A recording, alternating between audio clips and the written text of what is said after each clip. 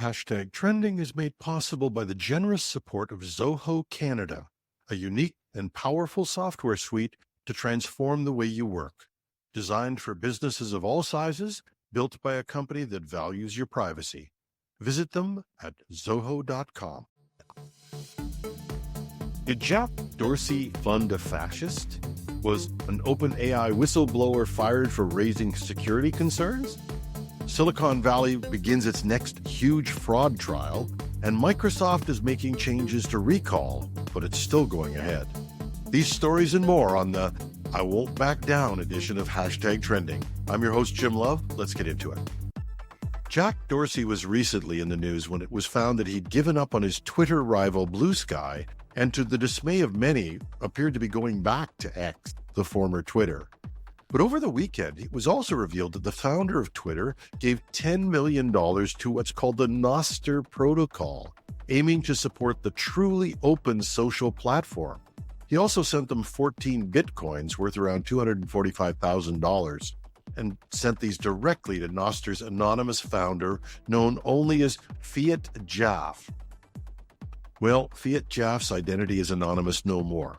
Business Insider revealed that he is Giovanni Torres Parra, a Brazilian developer who is an avowed supporter of Olavo de Carvalho, a deceased right-wing conspiracy theorist with fascist and anti-LGBTQ views. Parra has built websites proliferating Carvalho's ideology, which praised Brazilians' military dictatorship and spawned a reactionary movement. On social media, Parra's bio read, "Leftism is a disease." While hoping to create censorship-resistant platforms, Parra has mused that Nostr could become a home for hate speech from groups like Nazis or racists or whatever. His view? We need those people too. Sounds a lot like good people on both sides. Dorsey's not commented on directing funding to someone so openly embracing a fascist influencer's hateful rhetoric and disinformation. But the Nostr saga raises new concerns over whose values are really being coded into the next generation of social media platforms. OpenAI claims that it's never taken action against employees who criticize the company. One former employee begs to differ. Leopold Aschenbrenner, a former security researcher on OpenAI's elite super alignment team, claims he was fired from the AI company after escalating critical security concerns to the board of directors. The 19-year-old Columbia valedictorian said he flagged major vulnerabilities in OpenAI's measures to prevent theft of model details and core IP. After a significant security incident, Aschenbrenner shared his prior memo detailing the issues. Shared his prior memo detailing the issues with executives. But OpenAI management was furious he'd gone over their heads to the board. According to Aschenbrenner, HR criticized his worries about Chinese espionage as racist and unconstructive. He was soon terminated, officially for sharing the security memos against policy. Aschenbrenner disputes this, saying exchanging safety IDs with outside experts was encouraged at OpenAI. He believes the real issue was refusing to retract his concerns and pushing management to keep security promises. His firing adds to recent tensions at OpenAI. 90% of the staff demanded the board resign over AI safety conflicts, while the super alignment co-leads retired after Aschenbrenner's dismissal.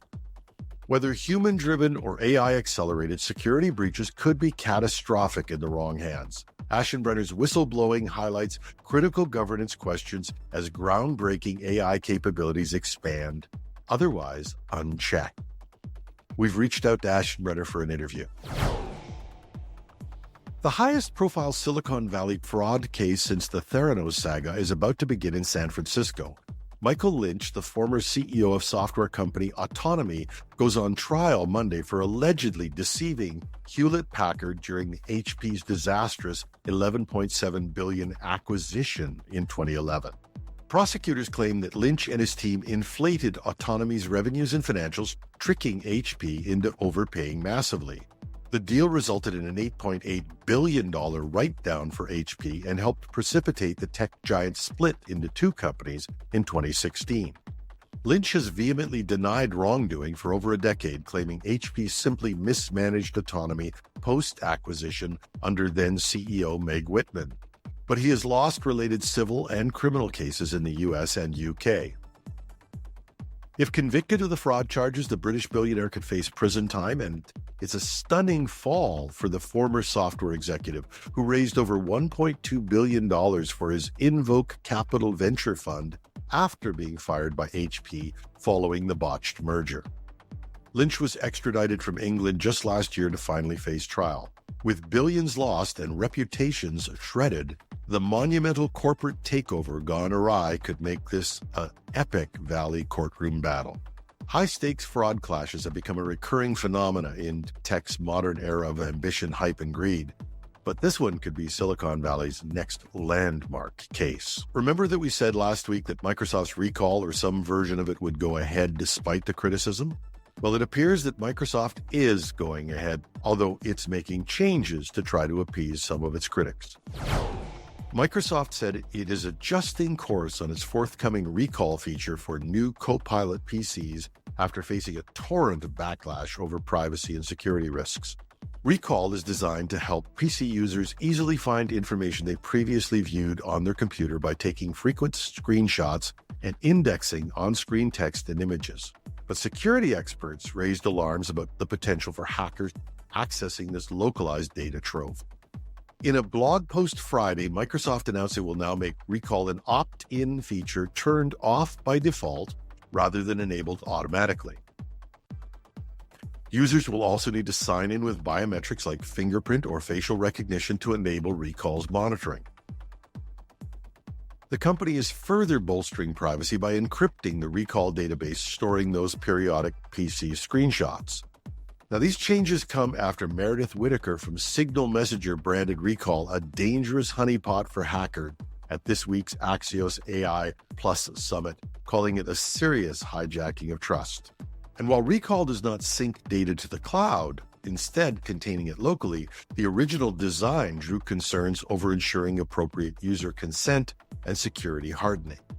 Microsoft says Recall's monitoring capabilities can be toggled for individual apps as well, but by dialing back the initially overzealous deployment, the tech giant aims to balance Recall's utility with protecting customer privacy and device integrity. That's our show for today. #Trending goes to air 5 days a week with a daily news show and a weekend interview show we call the Weekend Edition. Show notes are at technewsday.ca or .com. Take your pick. I'm your host, Jim Love. Have a marvelous Monday.